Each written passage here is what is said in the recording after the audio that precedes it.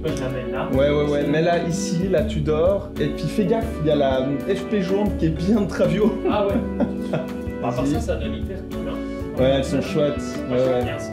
Il y a un jouet, nickel, on bouge plus. Bon bah go, allez c'est parti. Hello tout le monde, on espère que ça joue. Alors on est content de vous retrouver aujourd'hui et bon bah comme vous le voyez, on est en train de remettre tout dans le studio, les illustrations. On est hyper content mon frère et moi parce que sur la vidéo, la précédente, où on vous parle de notre collection de montres, vous avez vraiment bien pris le concept en main. C'est clair. Nous on est hyper contents parce que voilà, vous êtes approprié la chose. Si vous avez regardé notre précédente vidéo, bah vous l'avez compris que c'était et que c'est toujours un projet très important pour nous. Donc n'hésitez pas à aller vous renseigner sur le compte Instagram Jonas et Alexis, aussi un petit peu sur WatchArch. On n'a pas fini de vous en parler de tout ça. Et aujourd'hui, le sujet de la vidéo qui pour nous a été, comme d'habitude, un débat assez...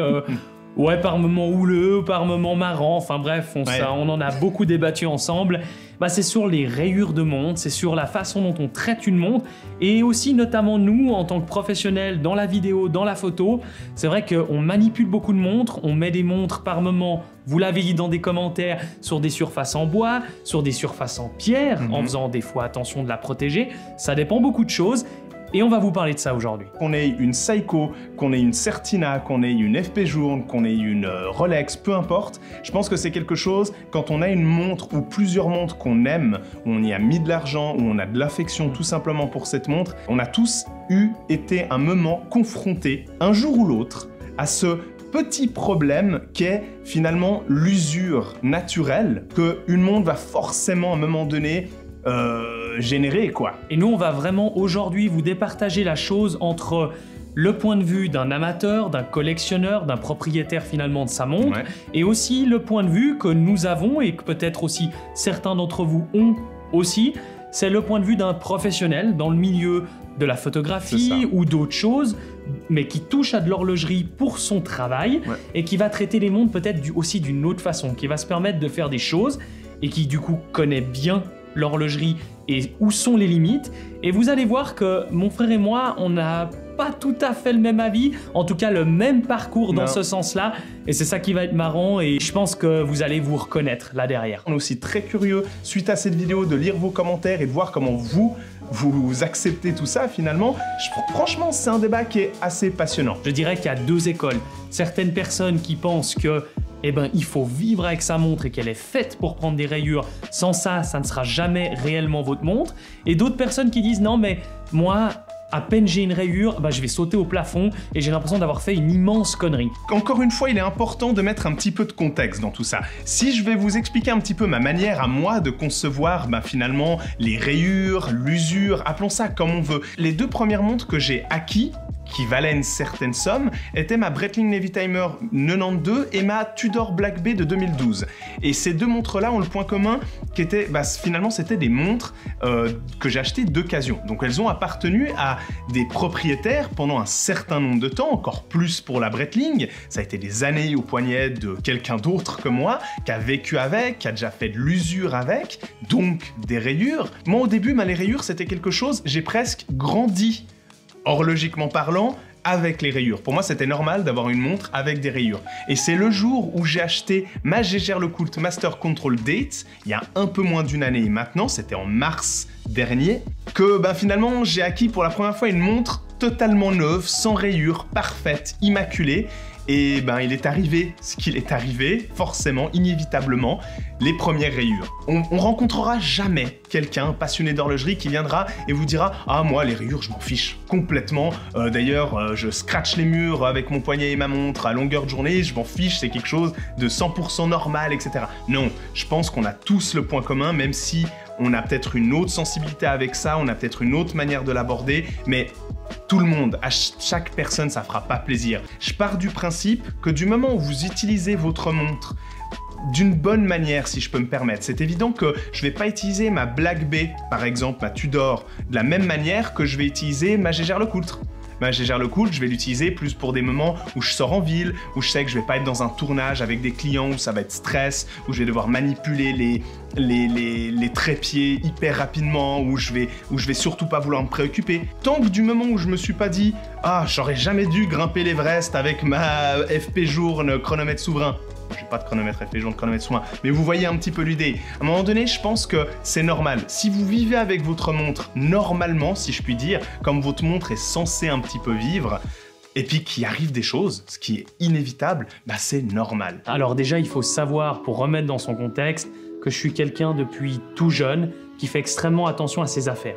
Que ça soit aussi bien pour mes chaussures, pour mes vêtements, tous les objets que j'avais depuis toujours, je faisais extrêmement gaffe avec. Dès que j'ai eu mes premières montres, la différence de mon frère, c'est qu'elles étaient neuves. Le plus longtemps possible, on a juste une envie, c'est qu'elles ne prennent pas de rails, c'est qu'elles restent dans le même état que quand je l'ai choisi en boutique, qu'on a enlevé les stickers, c'est que je l'ai vu immaculé, briller de 1000 feux, puis de me dire, voilà, la montre, elle restera comme ça, et il faut surtout pas que ça change. Et je vais vous la faire courte, comme l'a dit mon frère tout à l'heure, eh ben la montre, elle va prendre une rail. Là où le changement s'est fait beaucoup plus net, beaucoup plus précis pour moi, c'est quand j'ai acquis la Spin Master, la fameuse Omega Spin Master qu'on vous a parlé souvent dans nos vidéos, et on a fait la fameuse semaine avec ma Spin Master, où je sais pas si vous vous souvenez, mais j'ai changé beaucoup de bracelets. Et ben là, les bracelets se sont pas changés par magie tout seul. Il a bien fallu intervenir avec des outils, etc. Et on en a pas mal discuté avant, d'où les débats, les sujets, etc. Et je lui ai dit, Alexis, pour moi, ça va pas être évident de faire ça. Et il m'a dit, écoute, je pense que ça vaut le coup, quoi, parce que la vidéo va être cool. Et franchement, elle est hyper cool. Et du coup, j'ai dû m'amuser, si on peut appeler ça s'amuser, mais après ça devenait cool. Oui. Mais j'ai dû me forcer un petit peu au début à enlever le bracelet acier, de mettre un atto, de mettre un cuir, de mettre les autres aciers en colle séco. Et c'était pas évident parce que c'est pas mon métier. Non. Mais j'ai appris à le faire, je crois que je l'ai fait plutôt bien. Oui, clairement. Et puis du coup, je l'ai rayé un petit peu. Parce que vous imaginez bien que d'aller faire l'aller-retour dans une boutique horlogère pour à chaque fois aller changer de bracelet, faire une prise et tout, c'était impossible. Non. Et franchement, je regrette pas une seule seconde.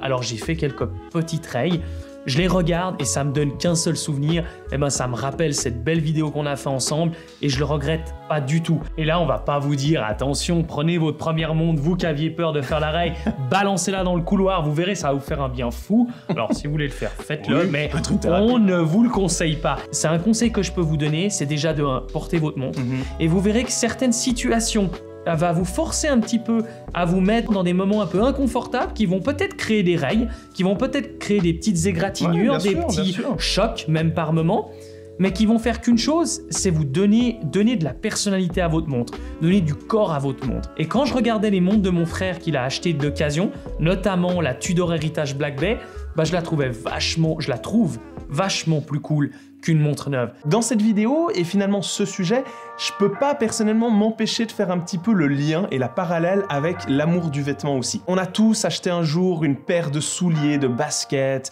qu'on adore, peut-être qu'on y a mis un petit peu plus d'argent que d'habitude, ou on les aime particulièrement parce qu'il y a une histoire avec cette paire de baskets ou de souliers, ou ça peut être pour une veste, enfin peu importe, vous m'avez compris. On va avoir peur de l'abîmer. Mais pourtant, ce qui fait, à mon sens, un vêtement de caractère, quand vous voyez, là encore une fois, peut-être sur Instagram, ou simplement quelqu'un que vous croisez dans la rue, quand vous voyez avec une super belle veste, où le mec, vous avez l'impression qu'il a un caractère de malade, vous dites, mais c'est quoi son secret? En fait, son secret, à mon sens, il n'est pas très compliqué, c'est avant tout une question de caractère et de lâcher prise. La personne, vous verrez, ce manteau en question, il l'a peut-être depuis 15 ans, il est de bonne qualité, ce qui fait qu'il a bien vieilli, mais il a vieilli, et il a pris du caractère, il a patiné. Le parallèle, il est tout trouvé, ce soit dans l'horlogerie, dans les vêtements, mais finalement dans plein d'autres domaines. C'est normal d'avoir peur avec quelque chose qu'on vient d'acquérir et qu'on aime beaucoup, mais à un moment donné, je pense que c'est sain aussi de prendre un peu de recul et de se dire, allez, c'est bon, cet objet, je l'ai depuis X temps, maintenant c'est bon, je m'éclate avec. Peut-être ça aussi, ça vient pas de nulle part. C'est peut-être aussi malheureusement pour beaucoup, vous êtes collectionneur de Rolex, de Audemars Piguet, de Patek, on va pas vous refaire l'explication, mais vous savez très bien que la plupart de ces montres en acier prennent le double, voire le triple de leur valeur. Et je pense que ça vient pas de nulle part. C'est que beaucoup d'entre vous, et j'ai été le premier, à me dire, et c'est pas pour rien que j'ai vendu la Seed Wheeler aussi, si jamais je vous fais le spoil, mais c'est que finalement on a de la peine à porter ces montres parce qu'on se dit, on peut pas vivre comme elles seraient censées faire, parce qu'on a toujours en arrière-pensée ah mais je vais perdre de la valeur, je vais perdre des sous, faut pas que je l'abîme, faut que je fasse hyper gaffe. Mais non, une montre est pas faite pour ça. Certaines montres, comme est le cas de ma Black Bay 58, elles sont faites pour descendre à 200 mètres de profondeur et faire de la plongée. Vous croyez bel et bien qu'un plongeur professionnel va se soucier s'il va taper un rocher, s'il va plonger un peu trop profond. Voilà, exactement, toucher sa combinaison, commencer à remettre avec un outil, avec un couteau. C'est juste pas possible, il peut pas. Il a 100 mètres de profondeur, il a d'autres choses à se soucier que sa montre. C'est clair. Alors certes, nous sommes pas des professionnels dans le milieu, mais c'est là où ça vient me faire penser à notre deuxième façon d'utiliser l'horlogerie. Et nous, c'est dans notre profession. C'est vrai qu'on a un peu cette double casquette, hein. On est à la fois passionné d'horlogerie et du coup collectionneur, donc on a nos propres montres qui vous nous direz, ça on les traite un peu comme on a envie. Mais c'est vrai qu'on a aussi cette casquette du côté professionnel où on filme aussi pour des marques. Parfois c'est pour YouTube, parfois c'est pour notre société de production de vidéos. Dans tous les cas, c'est des montres qui ne nous appartiennent pas, ou c'est un contrat avec la marque en question. Parfois, c'est des montres qui valent objectivement énormément d'argent, hein, comme vous avez pu le voir avec la Romain Gauthier Logical One, ou la FP Journe Chronomètre Souverain, ou d'autres marques. Ça nous a beaucoup appris aussi une chose, c'est ce qu'une montre est capable de supporter et ce qu'elle n'est pas capable de supporter.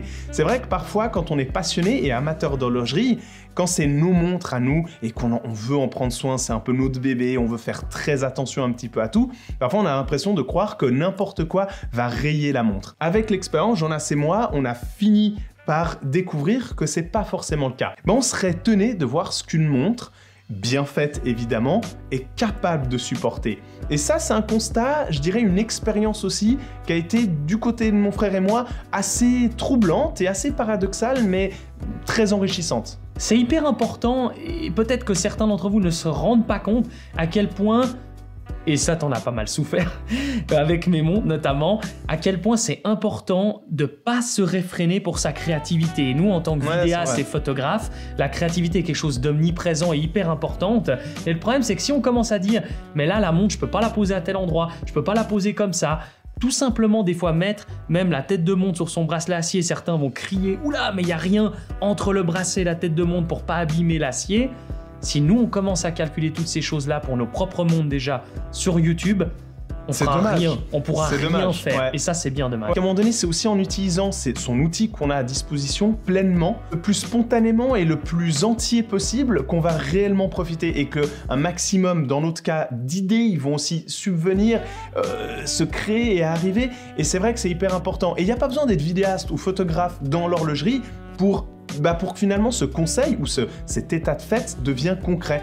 Même vous, en tant que passionné d'horlogerie, collectionneur de montres, vous verrez, ou si c'est le cas et vous le faites déjà, tant mieux et bravo, mais plus vous exploiterez vos montres spontanément, vous ne réfléchissez pas, vous dites mais là je sais qu'aujourd'hui je vais peut-être faire une activité un peu comme ci, mais j'ai vraiment envie de porter cette montre, vous verrez que vous serez plus heureux de le faire et suivre votre envie de départ que vous restreindre de faire quelque chose, finir votre journée et de vous dire ma journée était super cool, mais si en plus j'avais porté cette montre, ça aurait été 2 fois plus cool, ou en tout cas un petit peu plus cool. Vous l'aurez bien compris que l'objectif n'étant pas de vous imposer une vision, mais de tout simplement vous donner nos expériences, de vous aiguiller, peut-être de réagir aussi sur la communauté, que ça soit aussi bien sur les commentaires YouTube. N'oubliez pas aussi les comptes Instagram, Watcher de Genève, et puis aussi Jonas Alexis, tout récemment, fraîchement, pour ses illustrations, un projet qu'on vous a parlé au début, auquel on est vraiment à fond dedans. Il y a beaucoup d'illustrations qui vont arriver. Et d'ailleurs, en parlant de ça, un grand merci parce qu'on a posté il n'y a pas si longtemps que ça la vidéo de notre collection de montres et depuis, on a eu pas mal de commandes de nos illustrations et ça, c'est génial. On est vraiment très contents. Donc, merci aux gens pour qui finalement notre travail vous plaît et en plus de ça vous sautez le pas, vous nous commandez une illustration, nous c'est génial, on est très contents, merci et n'hésitez pas pour ceux qui ne connaissent pas encore ce projet d'aller voir sur ce nouveau compte Instagram et donnez-nous vos retours. Comme d'habitude, n'oubliez pas de liker cette vidéo, de la partager, de commenter et de dire ce que vous en pensez et on se retrouve sur une prochaine vidéo et n'oubliez pas, soyez à l'heure.